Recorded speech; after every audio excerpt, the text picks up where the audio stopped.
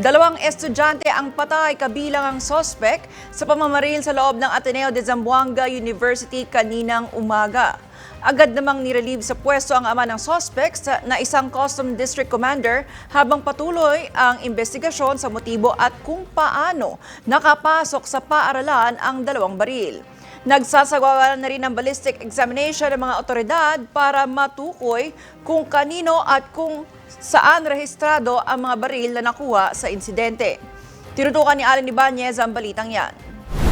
Dalawang patay kabilang ang grade 9 student na umano'y sospek sa pamamaril sa loob ng Ateneo de Zamboanga University kaninang umaga.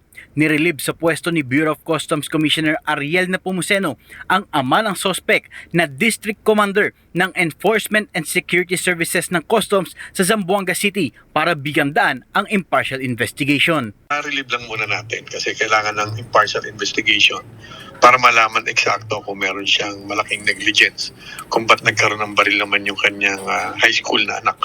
Ayon naman sa Department of the Interior and Local Government, patuloy ang pagkalap ng impormasyon upang matukoy ang motibo sa insidente kabilang ang pagsusuri sa social media ng sospek at pakikipagpanayam sa kanyang mga magulang at paaralan. We still have to do a full investigative report, analysis on his social media, interview with his parents, with the school.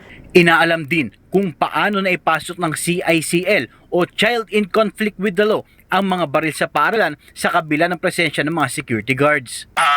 Ayun, ang malaking tanong kasi may security guards sa gate yan.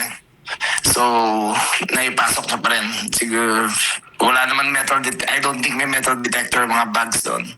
So, pwede naman kasi itago yung rifle sa loob ng mahabang bag. Pwede conceal ang baril. Samantala, kinumpirma ng Bureau of Customs na isa sa mga baril na ginamit ay BOC-issued firearm, habang ang isa naman ay personal firearm ng ama ng sospek at lisensyado. Yung baril na nagamit ay kinoconfirm ko na BOC-issued firearm yon. Yung Glock, yung isa ay personal firearm niya pero license siya as per certification from the Firearms and Explosives Office ng PL. Sinabi rin ni Batan na maaaring magkaroon ng administrative liability ang opisyal dahil sa umano'y pagkakuha ng anak nito sa kanyang baril. Meron. May administrative liability to. Hindi pwedeng, kasi presidente to, kailangan managot siya kung bakit dapat proper safekeeping talaga.